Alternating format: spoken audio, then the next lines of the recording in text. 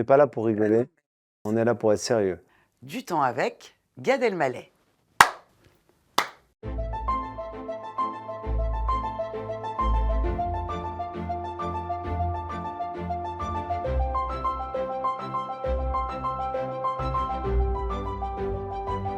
T'étais quoi comme genre de petit garçon? Tu faisais déjà le show ou t'étais très timide? C'est bizarre parce que j'étais pas l'enfant dissipé qui met le bazar de manière irrespectueuse ou vraiment transgressive à se lever en classe. J'ai jamais été dans le cliché du gamin qui, je sais pas quoi, qui Du crache cancre ou non, du... non, non, Non. qui jette des boulettes en papier. En revanche, j'ai dit des choses folles, j'ai manipulé un peu, j'ai fait semblant en cours d'histoire de poser des questions en mettant des vrais mots et des faux mots pour faire rire les autres. Madame, quand vous dites qu'à la Première Guerre mondiale, les soldats, on prend, c'était que c'est enfin, les autres ou alors à la fin? Pardon? Ben, et je dis, je faisais ça. Pourquoi? Parce que c'était une manière à moi d'être un peu sale gosse, mais sans être trop irrespectueux, quoi. Mais Alors que c'est le pire de faire ça. t'avais déjà tu rêvais à quoi en fait? Tu voulais être pompier? Tu voulais déjà Non, je monter voulais sur être scène? artiste. Artiste? Gravé au compas sur le banc de l'école, vraiment comme un cliché, ça pourrait être une chanson populaire, ça pourrait être dans un film un peu kitsch, tu pourrais avoir ça. J'ai gravé au compas un truc du genre la vie est sous les projecteurs. Quand on te voit sur scène, t'as une aisance complètement incroyable. On a l'impression que t'as fait ça toute ta vie. Mais C'est ça. j'ai fait Est-ce ça. que t'as déjà eu des moments de doute, j'imagine, mais de découragement, des moments où tu t'es dit, allez, j'ai envie de tout plaquer? Alors, j'ai jamais eu l'envie de tout plaquer. J'ai déjà eu pas envie d'aller sur scène. Ouais. Parce que l'artiste qui te dit que chaque soir de sa carrière, il a eu envie d'y aller, bon, je dis pas qu'il ment, mais j'ai envie de le rencontrer, j'ai envie de comprendre. Mais moi, il m'est arrivé parfois de trouver ça trop difficile. Pour moi, il y a 3 étapes. Il y a pas avoir envie et avoir la grâce. Et ça, c'est... La grâce, elle se contrôle absolument pas. Pas avoir envie, bon, il faut se battre et y aller. Envie, c'est génial. C'est pas les meilleurs spectacles quand on a envie. Ils sont pas forcément mieux que quand on n'a pas envie. C'est bizarre. Mais quand on a la grâce, c'est-à-dire les improvisations qui fusent, quelqu'un qui dit un truc, tu réponds exactement le bon timing, c'est-à-dire que c'est pas nous qui décidons, enfin pas les artistes. C'est quelque chose qui nous échappe. Encore une fois, ça c'est quelque chose de quasi mystique, hein. C'est-à-dire que le public ne comprend pas ce qui se passe, toi tu comprends pas. Et c'est toi plus eux égale un pro de fou, quoi. C'est pas toi qui le fais seul. Et il faut avoir une confiance de dingue et un courage de fou quand même pour réussir à C'est un- faire monter sur scène déjà devant des gens et faire un film, des films, notamment le dernier, dans lequel, même si c'est une fiction, tu te livres énormément, et de prendre le risque de ne pas plaire à ton public qui t'aime justement. Ouais, bah ça je le fais aujourd'hui à 51 ans et je pense Ouais. que j'aurais jamais pu le faire il y a 10 ans. Non pas que j'avais peur ou j'ai plus peur ou je crains, mais j'assume plus. C'est-à-dire que j'aurais pas assumé il y a 10 ans les critiques qui existent d'ailleurs. Euh, les gens qui ont peur de ce film ou qui sont déstabilisés par le propos je suis prêt à l'entendre, à le recevoir, j'ai aucun problème. Et je suis beaucoup plus fort aujourd'hui et je suis prêt à prendre tout ça. Ça ne me déstabilise pas dans mon projet, quoi. C'est pas toujours agréable, mais je suis capable aujourd'hui de recevoir ça sans problème. Je suis prêt. En 2014, tu as fait un truc fou. Tu es parti de zéro. From scratch, tu as tenté l'aventure américaine. Nous, on a vu évidemment les images, on t'a vu sur le fauteuil de Jimmy Fallon, on t'a vu faire le show, c'était dément. Mais ce qu'on sait moins, c'est que ça t'a demandé énormément d'humilité. Et de travail. Mais donc, des petites salles, des centres commerciaux, des comédie clubs, des cachets à 100 $. Il faut une dose d'humilité pour réussir, c'est obligatoire. Alors, tu vois, je vais être très honnête, et de mégalomanie, parce qu'il faut être humble pour recommencer from scratch, de zéro, comme tu dis, mais il faut avoir une sacrée confiance en soi quelque part, ou une sacrée mégalo, ou une sacrée foi, encore une fois, conviction, pour aller aux États-Unis, penser qu'on va faire rire les Américains sur une terre où ils ont inventé le stand-up avec les plus grands artistes comiques du stand-up du monde. Donc ça, c'est intéressant. Donc c'est un mélange pour moi, quand tu vas faire rire des gens seuls sur scène, de fragilité, parce que les hommes comiques et les femmes comiques sont fragiles. Sont fragiles parce qu'ils veulent être validés. Le métier d'un comique, c'est d'être validé en permanence. C'est pour ça que les comiques, bien souvent, tu les interrogeras sur... Ils ont des douleurs physiques. C'est physique. Comique, à chaque fois, moi je le dis, comique, ça fait mal au dos, comique, ça fait mal au cervical, ça fait mal au bras. Si tu t'engages sur scène, bon après, si tu fais un coup de stand-up droit comme ça, bon, même si tu es très drôle, je ne pense pas que ton corps est engagé, mais pour faire tout ça, il faut, pour s'investir à fond comme ça, il faut à la fois y croire et à la fois être fragile. C'est les deux, quoi. Parce que quand on va sur scène, on est fragile physiquement, moralement, mentalement, émotivement. On ne sait pas ce qui va se passer, on ne sait pas si ça va rire ou pas rire. On ne sait pas si ça va être aussi bien que la veille, mieux, moins bien. Donc on est toujours éprouvé. Et c'est un mélange de ça, moi je dis, de fragilité et de toute puissance. Et d'ego. Ouais, d'ego. Est-ce qu'à un moment, dans toute ta carrière, tu as pris la grosse tête? Alors, on écoute, dit que c'est inéluctable, à un moment. Normalement, un mec qui a pris la grosse tête, il ne le sait pas. Parce que la grosse tête, c'est le propre de la grosse tête, c'est de ne pas savoir que tu as la grosse tête et de penser que ce que tu fais, c'est normal. En revanche, je peux dire que, mais je m'en rends compte après, je ne sais plus le placer dans les années, il faudrait que je réfléchisse, il y a eu, à un moment donné, un tourbillon. Autour de toi. Un tourbillon, moi-même dans un tourbillon. C'est-à-dire, pas grave, mais quand je suis ressorti de ce tourbillon, je me suis dit, wow, heureusement que tu n'es pas resté là-dedans et heureusement que tu n'as pas cru tout ce qu'on t'a dit.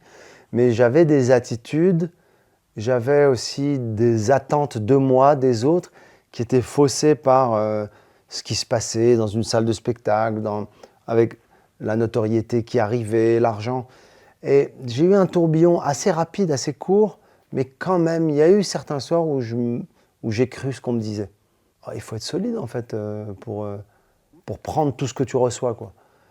Et puis, il y a des choses qui te remettent les pieds sur terre, il y a des coups, c'est super. Mais ça, c'est très bien. Il y a beaucoup de gens, Gaët, qui travaillent beaucoup et qui ont du talent. Tout le monde ne réussit pas. Non. Tu crois au facteur chance, aux rencontres, à l'alignement des planètes, tu vois, être là au bon moment? Alors, tout sauf là, au bon moment, au bon endroit. Ça, c'est un truc avec lequel je ne suis pas d'accord. Ok.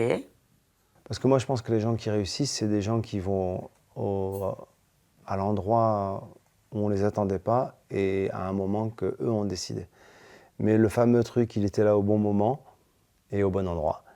Quelque part, ça enlève tout le mérite de la réussite. Ouais. C'est quoi alors? Il était là au bon moment, au bon endroit, ça lui est tombé comme une grâce du ciel par hasard. Non, non, non. Moi, j'ai été dans des endroits, pas au bon moment, et j'ai essayé de faire en sorte pour que les choses se passent. Après, les rencontres sont importantes. Je pense que je ne fais pas la même carrière si Drucker, à Studio Gabriel, n'épelle pas mon nom en disant « retenez ce nom ». Bien sûr. Je sais pas, c'est pas lui qui a fait en sorte que je marche, mais c'est cette forme de bénédiction, entre guillemets, qui me donne la force et la confiance d'une autorité de la télé, du PAF de l'époque, qui est incroyablement courue par les artistes. Et d'avoir cette bénédiction-là, ça m'a donné confiance. Avec le temps, qu'est-ce que tu as appris à faire différemment? Alors, avec le temps, j'ai appris, c'est très récent en plus, j'ai compris ma mission en tant qu'humoriste. C'est-à-dire que pendant des années, j'ai été sur scène pour moi. J'ai été sur scène pour me réaliser. J'étais sur scène pour te faire plaisir. Me faire plaisir, pour réussir, pour faire des zéniths, pour être au top, pour machin, pour vendre des billets, pour être classé, pour être... Là, ça, c'est là. Donc je ne vais pas me prouver puisque c'est là. Je touche du bois pour que ça dure, grâce au public. Mais là, il y a une mission. Elle me donne beaucoup de joie, c'est que je veux apporter de la joie. C'est-à-dire que, concrètement, oui, tout le monde te dira « Ah, ben, c'est normal, tu fais rire les gens ». Ouais, mais si tu n'en as pas pleinement conscience au moment où tu le fais, quand je vais sur scène aujourd'hui, je marche vers la scène avec la mission de rendre les gens joyeux, mais vraiment essayer de leur donner cette joie, essayer de leur ouvrir le cœur, de faire passer des choses dedans, et ça m'éclate. Ça.